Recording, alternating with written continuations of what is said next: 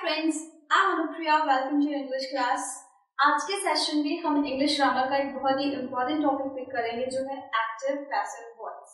और active passive voice का first tense जो सीखेंगे आज वो है simple present tense. So when we talk about simple present tense, आपके माइंड में क्या वर्ब पहले आता है?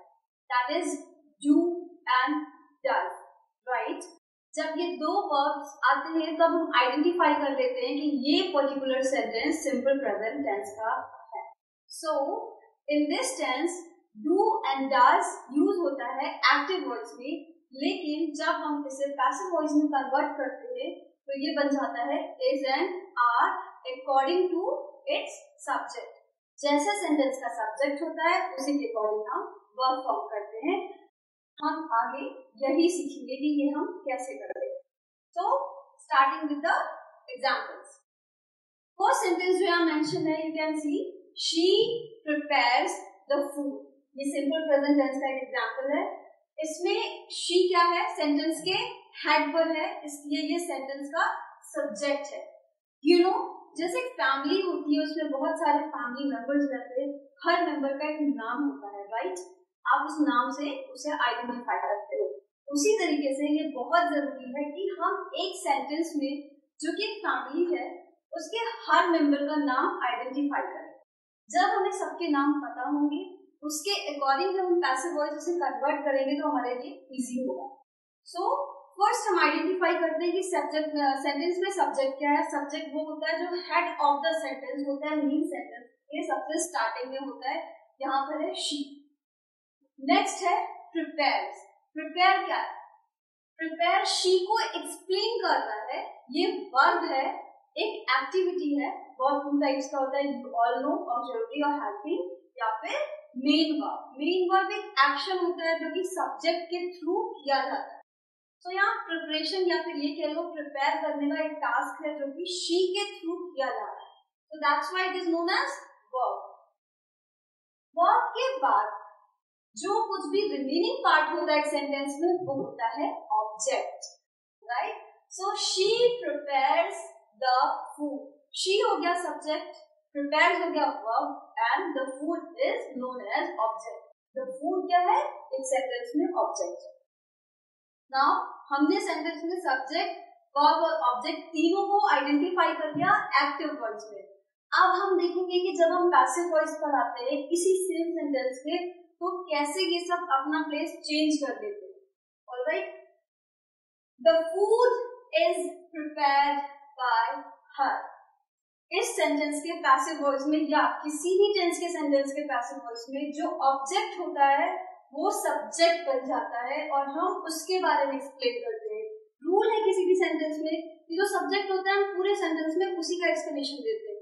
यहाँ पर एक्सप्लेनेशन दे रहे थे शी का, कि what she is doing, she prepares the food, alright? यहाँ पर हम किसका एक्सप्लेनेशन दे रहे हैं? फूड का, alright? तो फूड इस सेंटेंस में सब्जेक्ट हो गया है। अब सब्जेक्ट के बाद जो वर्ब होगा वो होगा is. Why? Because food is single in number. So remember the formula: singular subject, singular verb, plural subject, plural verb.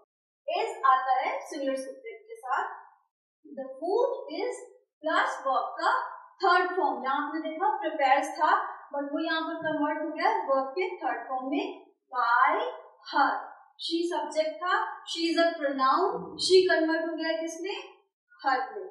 He, him, she, her. Alright, so the food is prepared by her. यहाँ पर दो चीजें plus add हुई है जो कि है is and third form of the verb. Next example लेंगे, she does not prepare the food। Negative formation है सेम सेंटेंस का।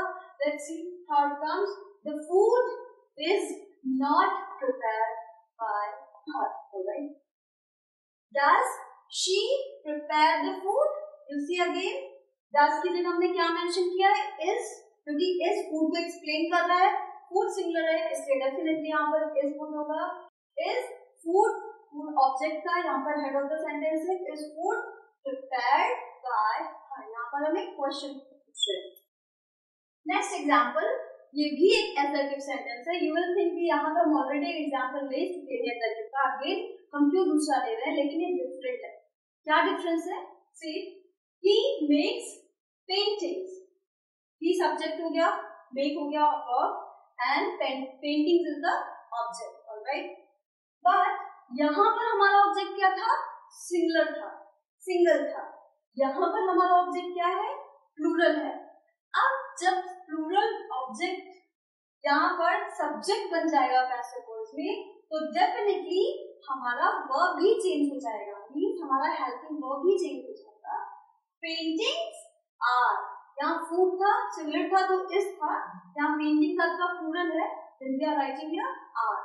Paintings are, same formula, then form of the verb by him. Paintings are made by him. Coming to the next one, यहाँ पर हमने जो subject लिया है वो plural है। Earlier we have not taken any plural subject. They ask questions. यहाँ पर हमारा एक्टिव वॉइस में सब्जेक्ट भी प्लूरल है एंड ऑब्जेक्ट भी प्लूरल है, ऑलराइट।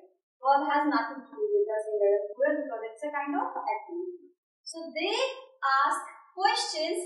Question इस सेंटेंस में ऑब्जेक्ट है जो कि पैसिव में हेड ऑफ द सेंटेंस पर आता है। Questions are because plural subject, plural verb. Questions are asked by them. There is also pronoun जब वो पैसिव वॉइस में जाता है ऑब्जेक्ट बनकर टू कन्वर्ट हो जाता है them में। We write a letter, यहाँ पर सब्जेक्ट सिंगुलर प्लूरल है बट हमारा ऑब्जेक्ट क्या है? सिंगुलर है।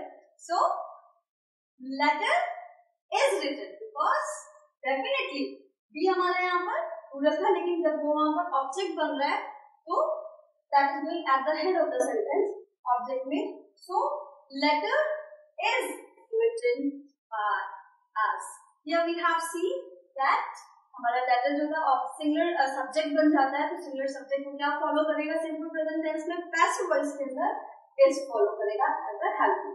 सो letter is written by us, we turns into us, it is a kind of pronoun, तो ये अस में कन्वर्ट हो जाता है जब हम पैसिव वॉइस का कंस्ट्रक्शन करते हैं। In this way I have explained you कि सिंपल प्रेजेंट टेंस में एक्टिव वॉइस के सेंटेंसेस को हम पैसिव वॉइस में कैसे कन्वर्ट कर सकते हैं। बहुत माइनर सा ग्रामर डिफरेंस है जो आपको अंडरस्टैंड करना बहुत जरूरी है। सो आई होप आपको क्लियर हो गया होगा ये चैप्टर और आप इसे जरूर प्रैक्टिस करेंगे। Best of luck, bye.